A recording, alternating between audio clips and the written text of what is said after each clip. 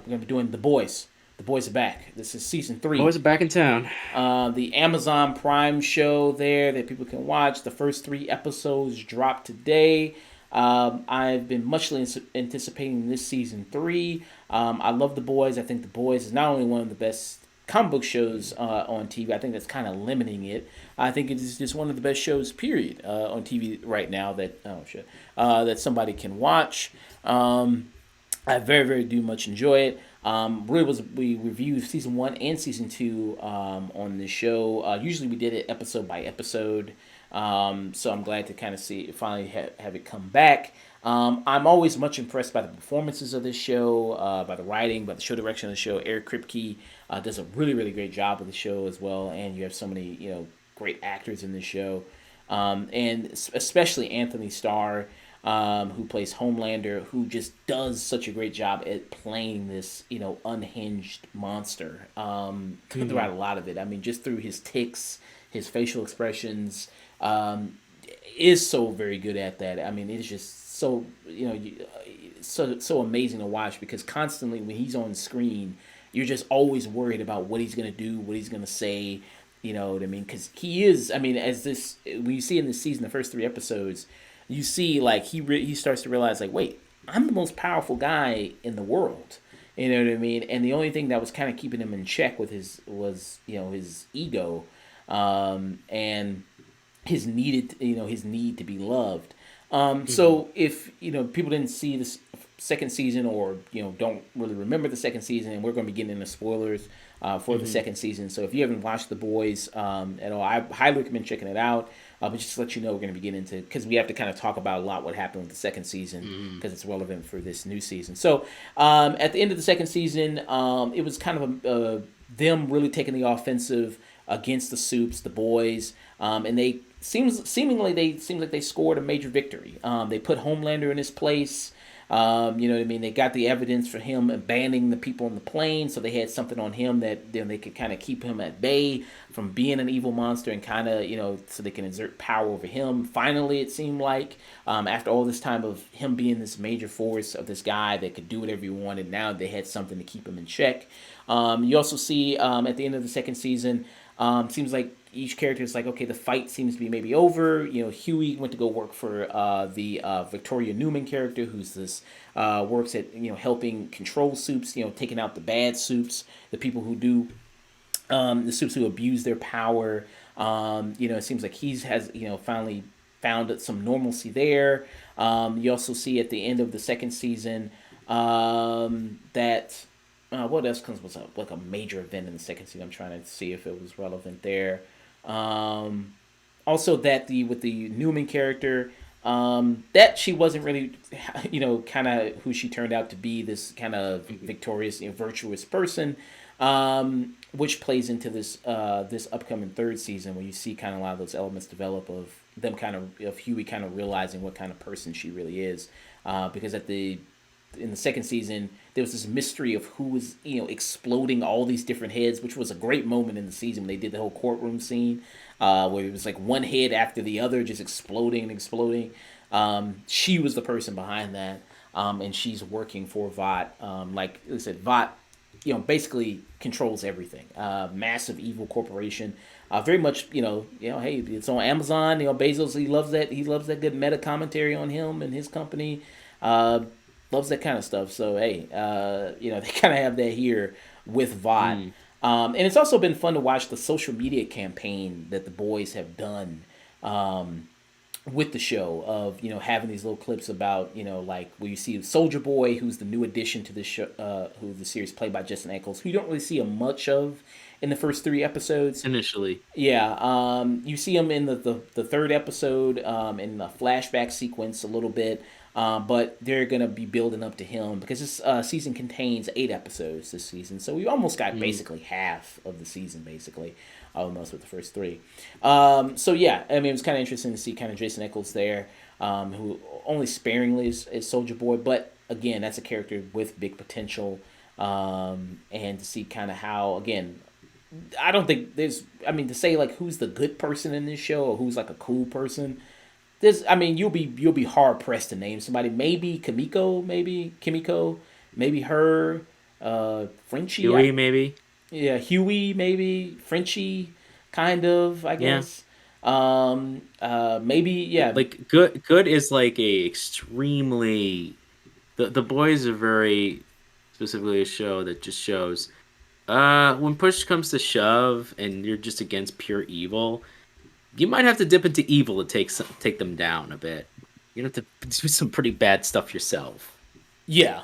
I mean, yeah, pretty much. And you see, especially see with the Butcher character, who Butcher, I mean, he's almost pretty much the flip side of Homelander. Almost, I mean, he's a guy willing to do whatever it takes. You know what I mean? Because he's been hurt in the past of past events of the situation with his wife who died in the last season, and he's still hunting Soups and aggressively and still has a lot of anger towards Soups. And he's a person that's kind of a bag and kind of catch guy for the Soups to give to Victoria Newman and to Huey to have them go through the due process, as you see in this. And turns out that's all bullshit. That a lot of them, there is no real justice there in that situation. That they're gonna let go who they want to let go, and kind of if they have to throw some Soups under the bus, it's gonna be kind of lower level Soups, basically that's expendable, not really the major ones. So they're still kind of doing Yeah. that. You see, Poor Huey. Just poor Huey. He just wants the system to work. He yeah, just wants the system to work, and every time it just keeps getting exposed. yeah. I mean, just corruption upon corruption, uh, everything like that. I mean, just yeah. I mean, and you see like in the first episode, life was going good for him. He's like, hey, I got a beautiful girlfriend. I got a great Yeah, they're job. official now. Yeah, you know what I mean? Like, he's like, I got a great job.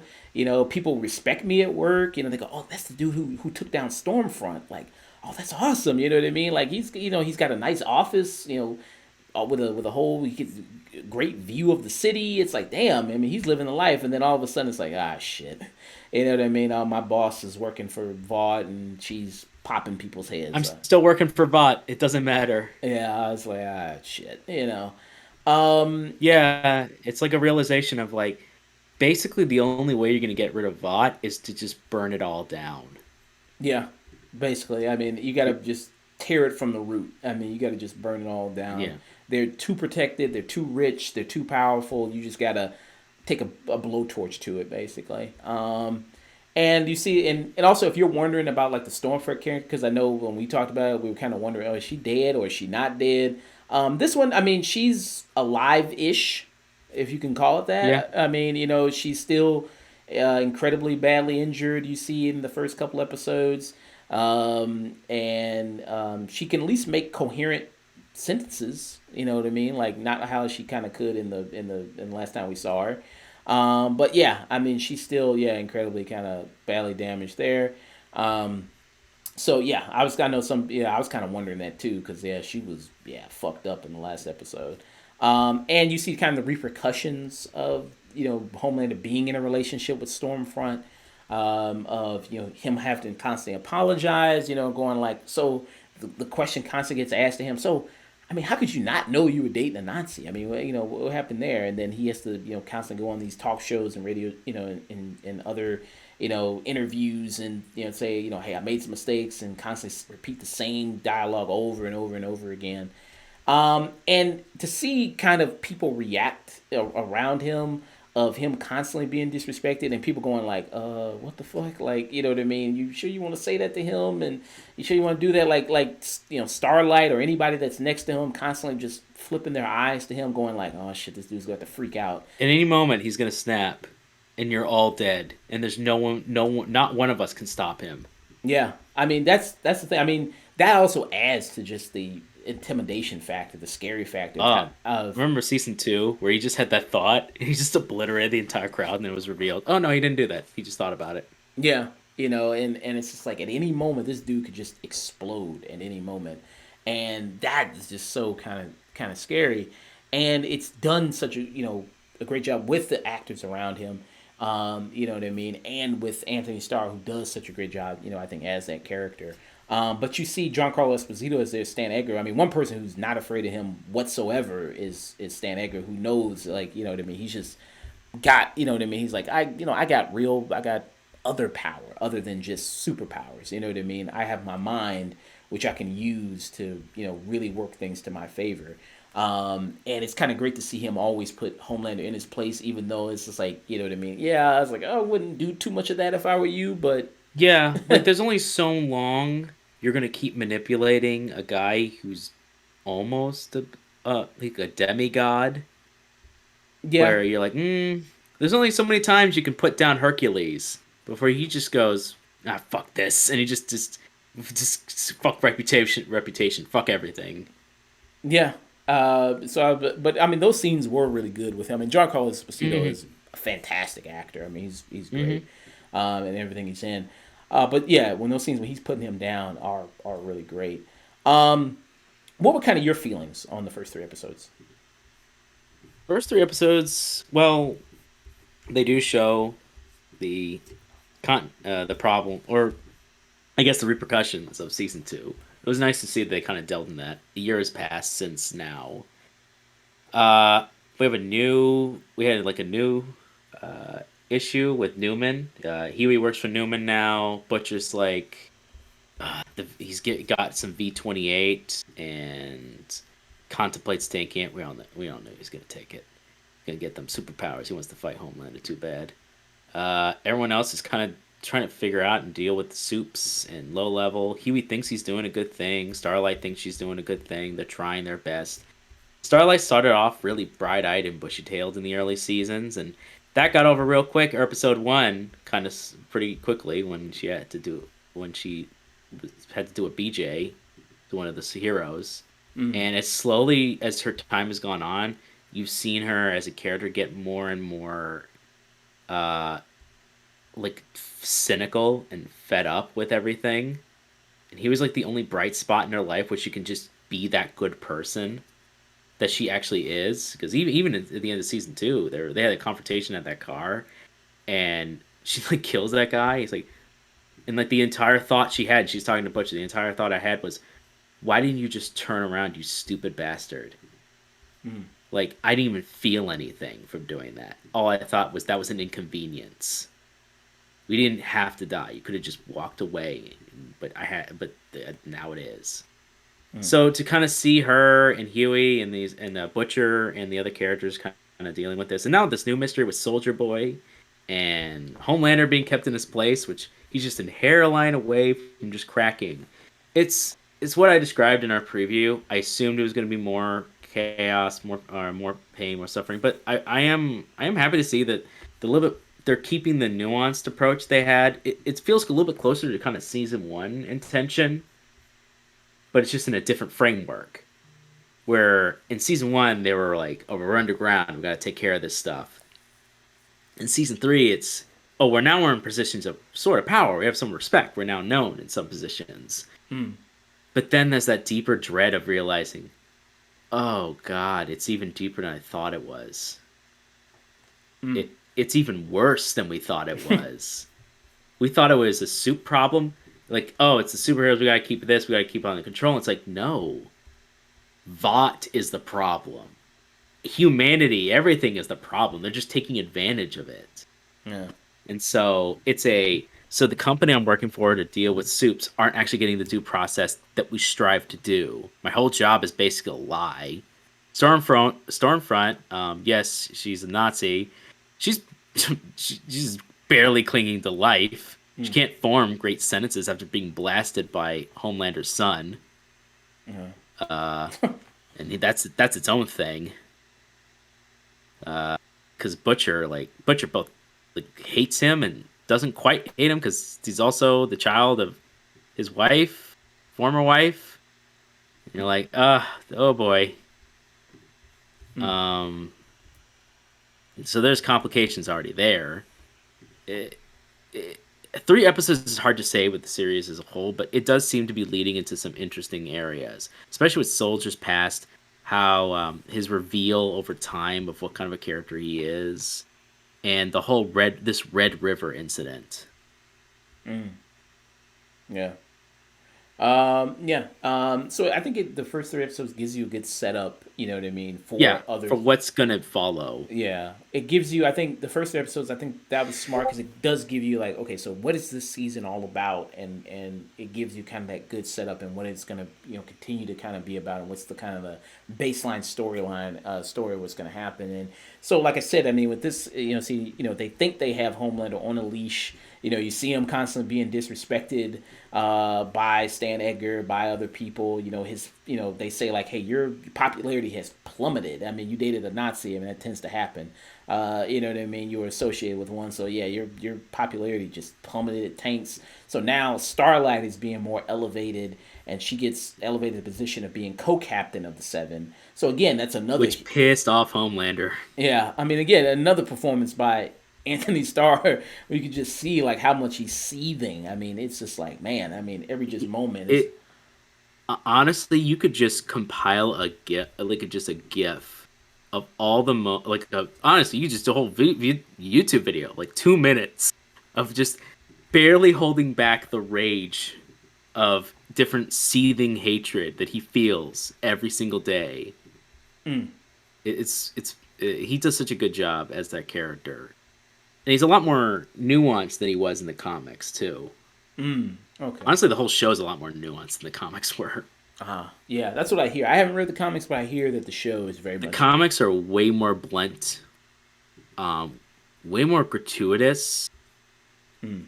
Basically, that's the big problem with Garrett's. The guy who created The Boys, he also did Preacher. His stuff tends to be very blunt, lacks a lot of subtlety, and goes for a lot of shock. And he's also he doesn't like comic book. He does a lot of like dissection of comic books. Well, what if Superman was a psychopath? And goes into that whole thing. Or what if there were corporations owned superheroes? Or what if a preacher got the ability of God and he was also a piece of crap? And what he could do, the mayhem that he had in that. And what if God was actually just a useless piece of crap and just didn't actually do anything? And you're like, okay. And these shows have kind of had, like, there's some good ideas here. And along with the Preacher show, it's different in a lot of ways, but they've taken the aspects that work and they've allowed them to be a more nuanced approach to it. In the comics, Butcher is a lot more stoic and angry and to the point and blunt. Homelander is also a lot stupider in the comics, a lot less intelligent, a lot more of an egomaniac that he is in this. There's less subtlety in his performance. There's less manipulation. While the company aspect of it or being manipulated is in there, it's portrayed by a character who is emotionally the Vought leader CEO. He's kind of even a worse monster than Homelander because he's like the actor who's playing the current CEO at the moment, where he's like, "You are not our greatest asset." He's very similar to that, where he's emotionless and cold. He feels nothing. He says nothing. Homeland even threatens him near the end of like, "Oh, I'm going to kill you. I'm going to splatter your brain. We'll do whatever." And he goes, "Okay, go ahead." Like, but it's like, it won't make you interesting. It won't impress me. It won't do whatever. And he mind games him to not kill him. He's like, "Yeah, I'll watch." And then like Homelander leaves, and he's like, "If there was anything worth interesting watching," he just doesn't care. So there are aspects of that they brought into the show, and that works on a level. And I think that's very credence to a lot of the actors too. Especially the guy who plays Homelander, plays Butcher, Huey. They're all Starlight. They're all good for the roles that they've been chosen to do. It's also nice seeing. I keep forgetting Namiko. What's her name? The actress or the character? The actress. Let me see. I forgot her name here. I'm talking about the actress that plays Kimiko. It's Karen Fukuhara. Yeah, Fukuhara. She does. It's nice to see that she's gotten more dialogue and role, and able to kind of play her character since season one. Because that was a big complaint in season one, where it's like she hardly says anything and hardly Yeah. does much. So it's nice to see that's also a character who's gotten a bit more of a time. But yeah, that's just my thought on it. Yeah, it's her character of Kamiko. I mean, she's mute, so it's a little bit more difficult for her. I mean, but I think she does the same thing as kind of Anthony Starr as Homelander, where she does a lot with her face, Yeah, and you see kind of her not an journey. easy role. Yeah, and she she does speak in sign language. You see, but I think she is very expressive, in her emotions. And the first two seasons, I mean, she was very much one way. She was very much, very just, mean face, stone face. You know what I mean?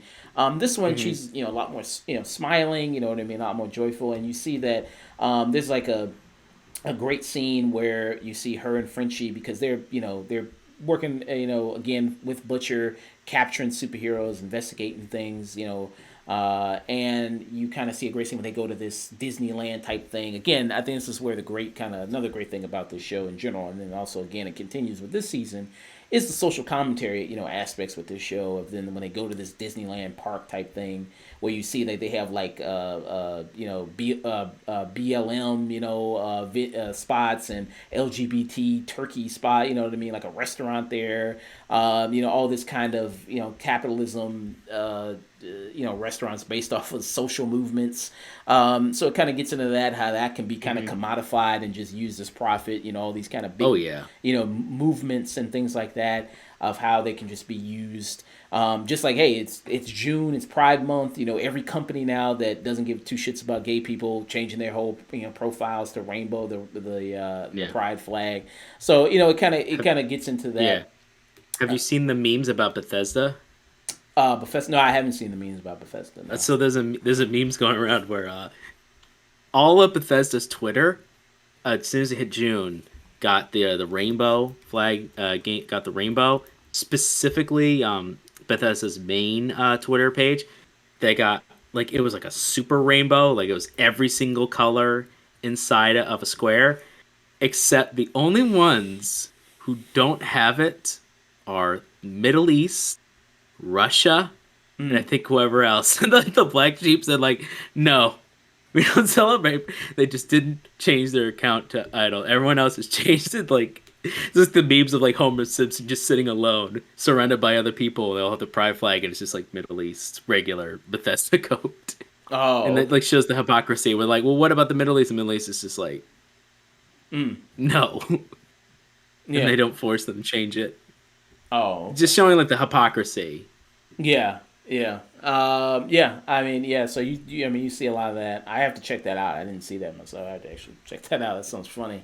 But yeah, I mean, so I thought that was kind of a good moment. And then you see with her, the whole kind of storyline with her going on is that she really Hmm. wants to recapture her childhood. You know what I mean? Like she said, she never had one with her brother. I mean, they lived kind of horrible lives growing up. So now it's all about like I really want to recapture that feeling. And she wants to go on the roller coaster. She wants to have fun at the park. Really kind of get that feeling back again.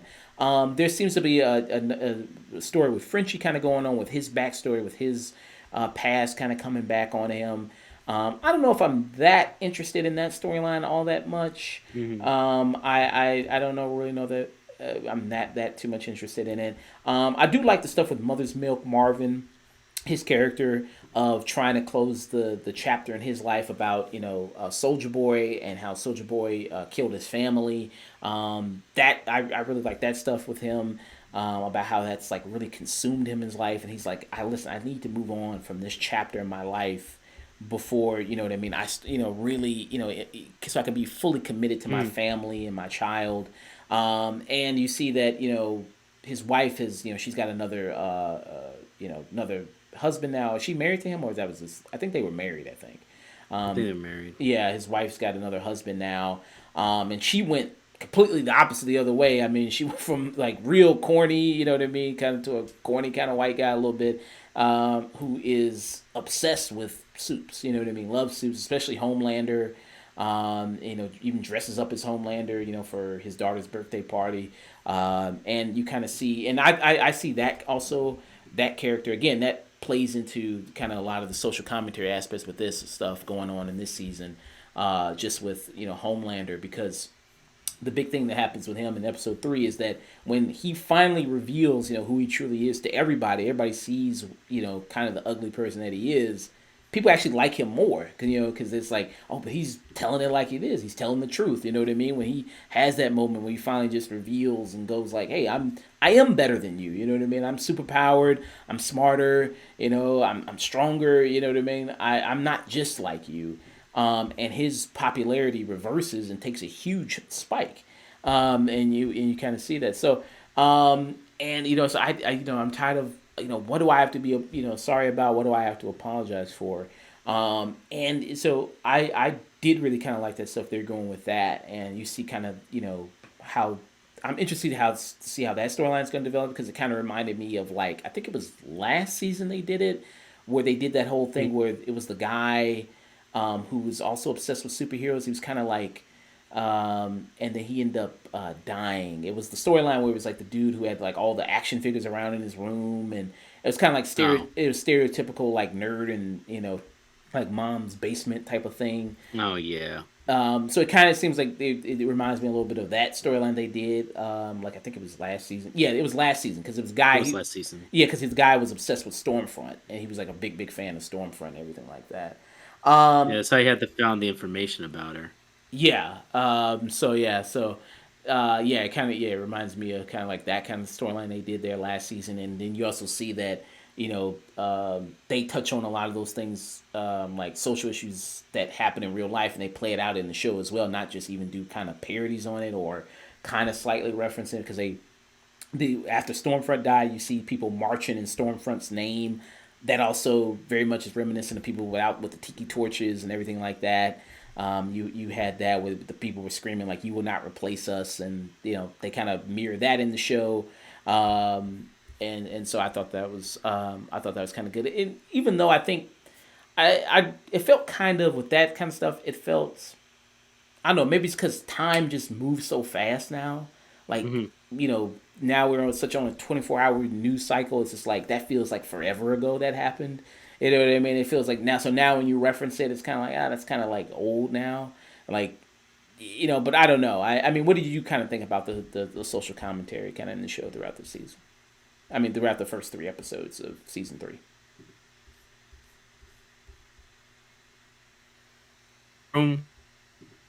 Won't always be that won't always be what's necessarily right on time now.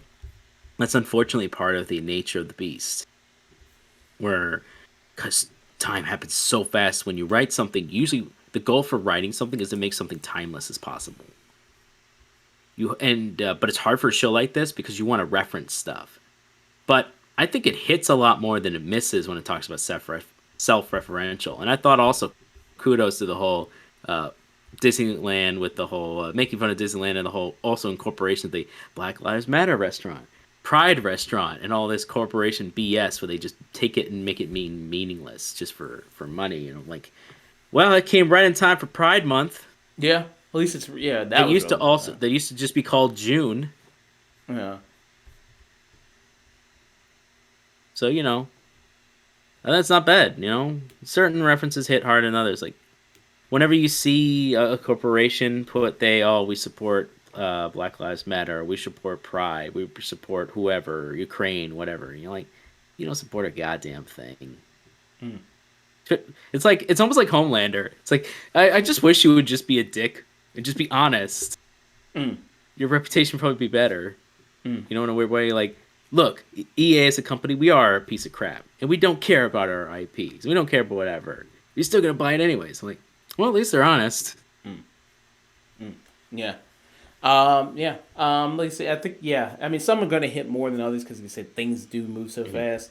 But I thought that stuff, it did come right on time for Pride Month. It did, come right on time for that. So that makes it hit still very much still very well. I thought this was a strong first 3 episodes. I said some of the kind of the weaker stuff. I'm not sure if I'm too much interested in the Frenchie storyline, but I'll see where it goes, see how that happens. I do really like the stuff with Butcher. Like his whole thing this season is, him. It seems like he's even more angrier, which I didn't even think was possible. As this like thing with Homelander, it's like I didn't even think it was possible for him to be even more unhinged and more kind of crazy. But Butcher this season of him taking this experimental version of Compound V, where he's looking because he's just still obsessed with killing Homelander. Butcher is, you know what I mean. He still is got that on, which I mean, understandably so.